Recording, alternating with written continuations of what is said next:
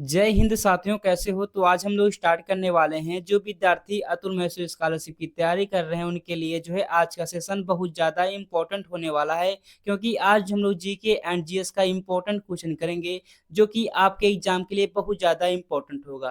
तो जल्दी से आप लोग ज्वाइन करेंगे और एक बार अपने दोस्त के पास शेयर कर देंगे। उसके बाद जो आज का सेशन है हमारा, इसको हम लोग स्टार्ट कर देंगे। बाकी आपकी डेली क्लास 7 बजे चलती है, तो आप लोग 7 बजे ज्वाइन करके अपनी तैयारी बहुत ही अच्छे तरीके से कर सकते हैं। बाकी इसका पार्ट नंबर 1 है, यानी कि आज का जो एक नया सेशन है कि जो 10 नवंबर का पेपर हुआ है, यानी कि जो आज पेपर हुआ है उसी पर आधारित प्रश्न हम लोग करने वाले हैं। जैसे प्रश्न आपके एग्जाम में आए थे वैसे सेम मैंने प्रश्न उठाया है। जहाँ जहाँ से जिस टॉपिक से प्रश्न उठाया था उसी से मैंने भी प्रश्न लेकर आया। तो आप लोग इसको ध्यानपूर्वक पढ़ेंगे और हर एक प्रश्न को याद करते हुए चलेंगे, क्योंकि जो है 10 नवंबर का जो एग्जाम हुआ है, यानी कि आज जो एग्जाम हुआ है, जो भी प्रश्न जहाँ से जिस टॉपिक से प्रश्न पूछे गए हैं मैंने वहीं से उसी टॉपिक से प्रश्न लेकर आया है।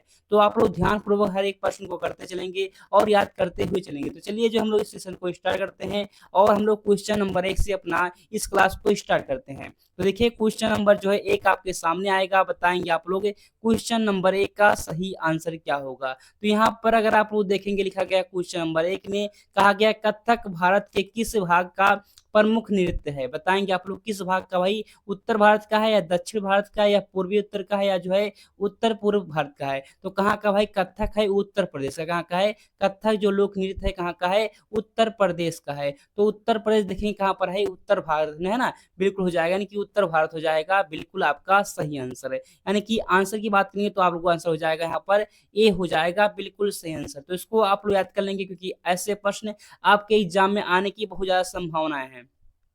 बाकी देखो क्वेश्चन नंबर 2 आपके सामने आएगा, बताएंगे आप लोग क्वेश्चन नंबर 2 का जो है सही आंसर क्या होगा। तो यहाँ पर आपसे कहा गया भारत में सितार के उस्ताद के रूप में किसे जाना जाता है। बताएंगे आप लोग किसे जो है जाना जाता है। जल्दी से बताएंगे इसका जो है कौन सा हो जाएगा भाई सही आंसर। तो हम लोग अगर बात करते हैं महर्षि पतंजलि के बारे में, तो योग दर्शन के प्रवर्तक भाई कौन है, योग दर्शन के जो है प्रवर्तक कौन है आपसे पूछ लेगा तो आप बताएंगे महर्षि पतंजलि हैं। लेकिन इसका जो सही आंसर है सितार वादक कौन है भाई, तो बताएंगे आप लोग पंडित रविशंकर हो जाएंगे। तो इसको आप लोग याद करेंगे कि ऐसे प्रश्न आपके एग्जाम में आने की संभावनाएं तो बहुत ज्यादा हैं, क्योंकि ऐसे प्रश्न जहां से टॉपिक से आया है मैंने उसी टॉपिक से प्रश्न लिया है।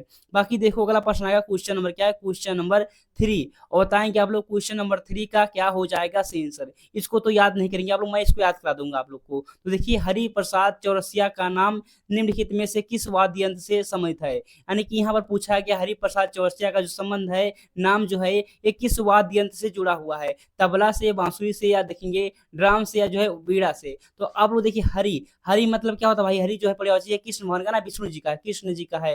तो बताएंगे आप लोग देखिए हरि जो हो जाएगा भाई, हरि यानी कि शंकर भगवान नहीं देखेंगे, हरि जो क्या है कृष्ण भगवान है, कृष्ण भगवान जो बांसुरी बजाते हैं, बांसुरी बजाते हैं कृष्ण भगवान भाई। तो आंसर जाएगा आपका क्या हो जाएगा, आंसर बी हो जाएगा सही आंसर। ऐसे याद करेंगे हरि, हरि मतलब क्या होते हैं, जो है कृष्ण भगवान होते हैं ना, तो कृष्ण भगवान क्या बजाते हैं भाई, कृष्ण भगवान जो होते हैं बांसुरी बजाते हैं, से याद कर लेंगे आप लोग तो याद हो जाएगा आपको। बाकी देखो अगला प्रश्न आया क्या है, क्वेश्चन नंबर बताएंगे क्या है, क्वेश्चन नंबर 4। और बताएंगे जैसे क्वेश्चन नंबर 4 का जो है सही आंसर क्या होगा। इंपॉर्टेंट प्रश्न है, कहा गया ऑस्कर ऑस्कर अवार्ड जीतने वाले पहले अभिनेता हैं। पहले अभिनेता कौन है भाई जिसने जो क्या किया, ऑस्कर पुरस्कार जो जीता है। बताएंगे आप लोग जल्दी से इसका जो है सही आंसर क्या हो जाएगा। तो यहाँ पर जो आंसर भी हो जाएगा एमिल जेनिसिंग हो जाएगा बिल्कुल सही आंसर। तो इसको भी आप लोग याद कर लेंगे, बी आंसर जो है आपका बिल्कुल सही आंसर हो जाएगा। तो ऐसे प्रश्न को आप लोग को याद करना जिससे आपको कोई दिक्कत ना हो। बाकी देखो अगला प्रश्न आएगा, क्वेश्चन नंबर क्या है 5।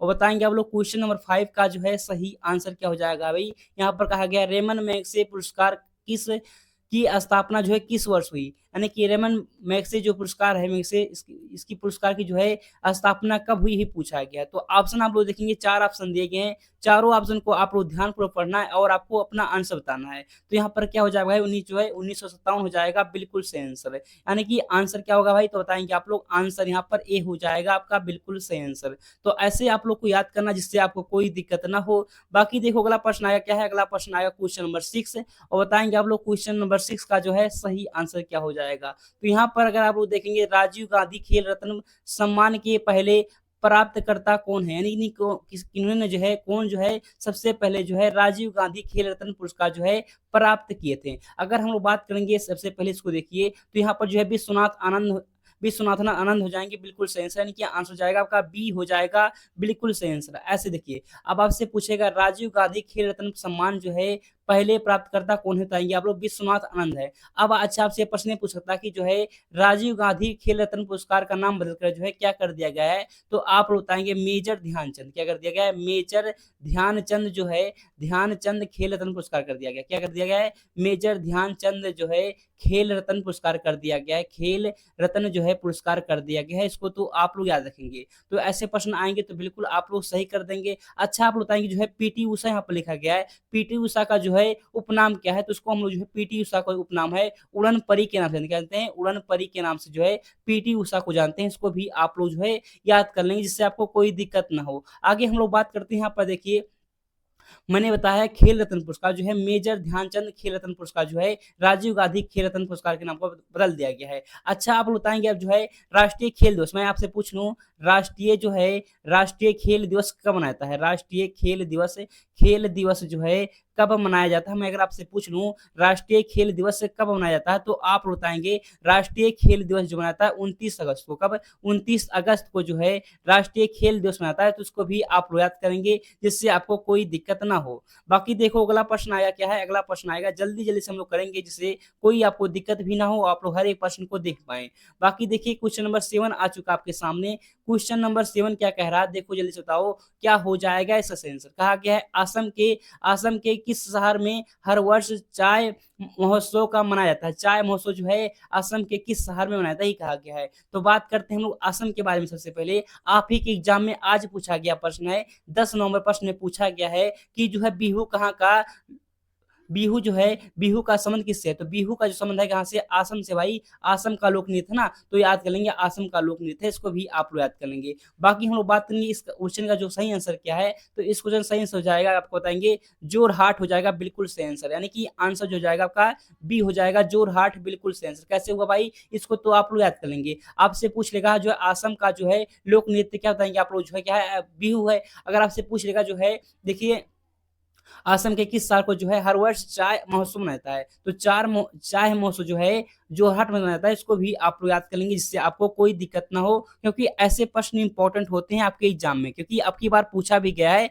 10 नवंबर में, यानी कि आज जो प्रश्न आया था आपके पेपर में उसमें पूछा गया बिहू जो है किसका लोक नृत्य बताएंगे आप लोग, जो है बिहू है असम का। तो इसको भी आप लोग याद कर लेंगे जिससे आपको कोई दिक्कत ना हो। बाकी देखो अगला प्रश्न आया क्या है, अगला प्रश्न आएगा 8 नंबर का प्रश्न, और जल्दी से बताएंगे आप लोग क्वेश्चन नंबर 8 का सही आंसर क्या होगा। मैं बहुत जल्दी जल्दी करा रहा हूँ जिससे कोई दिक्कत नहीं होनी चाहिए। बाकी जल्दी जल्दी करेंगे तो ठीक रहेगा, क्योंकि जो है आपके एग्जाम में अब टाइम बहुत कम बचा हुआ है। तो यहाँ पर देखिए क्या कहा गया, निम्नलिखित में से कौन भारत और विश्व का एकमात्र तैरता हुआ राष्ट्रीय उद्यान है। भारत का भी है और विश्व का भी है, सबसे एकमात्र जो है कौन सा है, जो तैरता हुआ राष्ट्रीय उद्यान है। तो अगर बात करेंगे कहां पर है, केबुल लामजाओ राष्ट्रीय उद्यान है, बिल्कुल सही आंसर है। और एक केबुल लामजाओ कहां पर है बताएंगे आप लोग, मणिपुर में। कहां पर है, मणिपुर में है। और बताएंगे मणिपुर में जो है कौन सा, यहाँ पर जो देखेंगे केबुल लामजाओ राष्ट्रीय उद्यान जो है एक तैरता हुआ उद्यान है। और ये देखिए केबुल लामजाओ किस किस झील में है, तो झील जो है लोकटक झील है। क्या है, लोकटक झील है। लोकटक झील में जो है ये तैरता हुआ राष्ट्रीय उद्यान है। तो इसको भी आप लोग याद करेंगे इससे आपको कोई दिक्कत ना हो। ऐसे प्रश्न को तो आप लोग याद कर लेंगे। बाकी यहाँ पर जो आंसर है क्या हो जाएगा, आंसर सी हो जाएगा, बिल्कुल सही आंसर।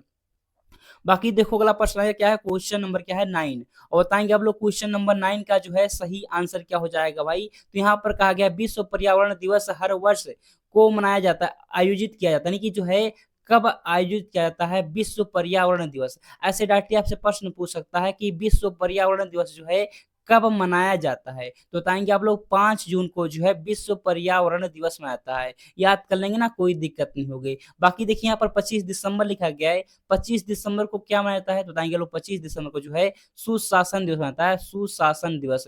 इसको भी आप लोग याद करेंगे, सुशासन दिवस जो है 25 दिसंबर को मनाता है। बाकी 29 दिसंबर को जो है 29 अगस्त को सॉरी 29 अगस्त को जो है खेल दिवस क्या मनाया जाता है, खेल दिवस मनाया जाता है। इसको आप लोग याद करेंगे। बाकी 25 जनवरी जनवरी को जो है क्या बनता है, 25 जनवरी को मतदाता दिवस, राष्ट्रीय मतदाता दिवस, राष्ट्रीय मतदाता दिवस मनाता है, मतदाता दिवस मनाया जाता है। इसको भी जो है आप लोग याद करेंगे। यहाँ से प्रश्न आने की संभावनाएं तो बहुत ज्यादा हैं, तो इसको आप लोग याद कर लेंगे। बाकी देखिए अगला प्रश्न आएगा, क्वेश्चन नंबर क्या है, क्वेश्चन नंबर आएगा दिया 10 और बताएंगे आप लोग क्वेश्चन नंबर 10 का सही आंसर क्या होगा। तो यहाँ पर कहा गया भारत के प्रथम रक्षा मंत्री कौन थे, यानी कि भारत के प्रथम रक्षा मंत्री पूछा गया है, तो बताएंगे आप लोग कौन थे भाई, तो बलदेव सिंह हो जाएंगे ना, कोई दिक्कत नहीं, बलदेव सिंह जो है आपके बिल्कुल सेंस हो जाएंगे, यानी कि बी आंसर जो है बलदेव सिंह बिल्कुल सेंस हो जाएंगे। अच्छा मैं आपसे पूछ लूं, भारत की पहली महिला रक्षा रक्षा मंत्री कौन है, भारत की जो है, मैं लिख रहा हूं यहाँ पर, भारत की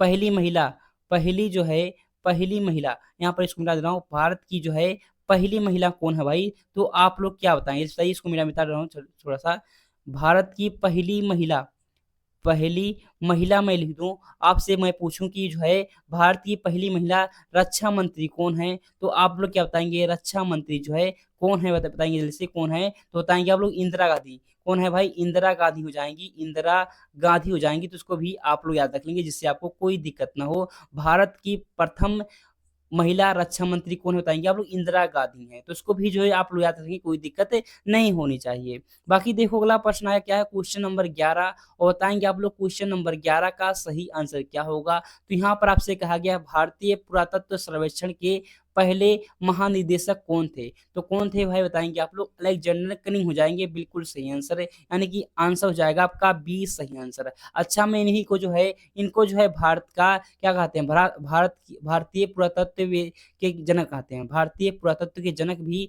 इन्हीं को कहते हैं, याद कर लेंगे। भारतीय पुरातत्व के जनक जो है कौन है बताएंगे आप लोग, अलेक्जेंडर कनिंग है। तो इसको भी जो है आप लोग को याद होना चाहिए, क्योंकि ऐसे प्रश्न आ सकते हैं आपके एग्जाम में। बाकी देखो अगला प्रश्न क्या है, अगला प्रश्न आया क्वेश्चन नंबर क्या है, क्वेश्चन नंबर 12 और बताएंगे आप लोग क्वेश्चन नंबर 12 का सही आंसर क्या होगा भाई। कहा गया निम्नलिखित में से कौन सी एशिया की सबसे बड़ी घाटी है, एशिया की सबसे बड़ी घाटी पूछा गया, कौन सी है, अलाई घाटी है क्या, तो बिल्कुल नहीं है, हो जाएगा डंग घाटी हो जाएगा, बिल्कुल सही आंसर है, यानी कि डंग घाटी जो है आपका बिल्कुल सही आंसर है, याद कर लेंगे आप लोग। क्या हो जाएगा भाई, तो यहाँ पर जो आंसर हो जाएगा आपका बी हो जाएगा, बिल्कुल सही आंसर है। अच्छा बताएंगे डंग घाटी कहाँ पर है, तो डंग घाटी जो है नेपाल में है, कहाँ पर है, नेपाल में है, नेपाल में स्थित है, इसको भी जो है आप लोग याद करेंगे। एशिया का सबसे बड़ी घाटी है डंग घाटी, जो कि कहाँ पर है, नेपाल में है, नेपाल में है भाई, याद कर लेंगे इसको भी।